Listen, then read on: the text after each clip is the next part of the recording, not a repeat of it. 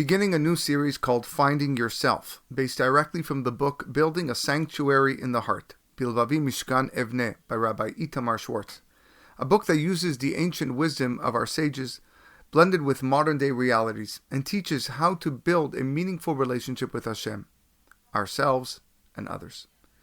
Here is part 1, the introduction.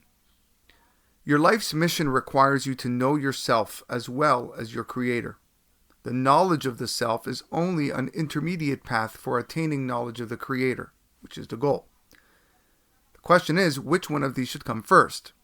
Logically, self-knowledge should precede knowledge of the Creator.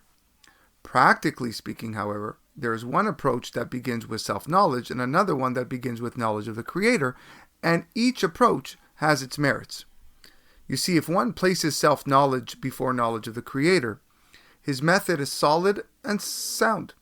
On the other hand, as long as he is focused on acquiring self-knowledge, he lives without a relationship to the Creator of the universe, and his life lacks real inner vitality. In addition, there is a concern that he will spend his entire life on self-knowledge without ever attaining knowledge of Hashem, as we see with some people who engage in spiritual work. Furthermore, if one has already begun to attain a sense of his Creator, even if only occasionally and certainly if more so, his soul will demand greater and greater knowledge of Borei Olam, and he will not be capable of setting that goal aside for years until he manages to know himself well. On the other hand, if one gives precedence to attaining knowledge of the Creator, he is akin to one who builds a second floor without having a ground floor. A common result is that he loses touch with reality and does not properly relate to the world we see with our physical eyes. Not only will he never achieve genuine knowledge of the Creator, but since he lacks a stepping stone of self-awareness, he is liable to suffer from emotional instability.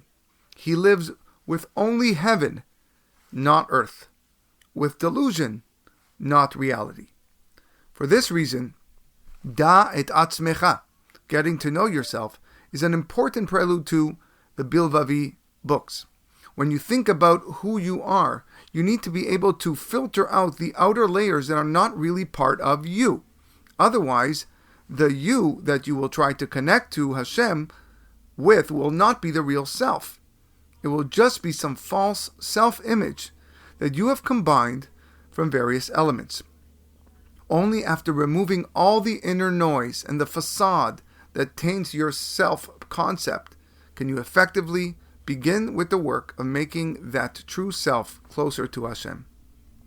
Hence, each approach has its advantages and disadvantages. Each person must understand these advantages and disadvantages and also have an adequate measure of self-knowledge in order to sense which approach is most suited to his particular soul. One who truly seeks truth will be guided by the Master of Truth, Hashem, to choose which approach to adopt first and which later. Note that we said first and later, because self-perfection requires both self-knowledge and knowledge of the Creator. One who chooses to start with self-knowledge should also devote a few minutes to attaining knowledge of the Creator. Conversely, one who has chosen to start with knowledge of the Creator should also devote a few minutes daily to acquire self-knowledge. Join us next time as we continue this monumental, life-changing book that is taking the Jewish world by storm. This has been a project of the Finding Holiness podcast. Listen, subscribe, rate, and review our podcast on Apple Podcasts, Spotify, or wherever you receive your daily podcasts. Support the show or sponsor a class by heading to our website, findingholiness.buzzsprout.com.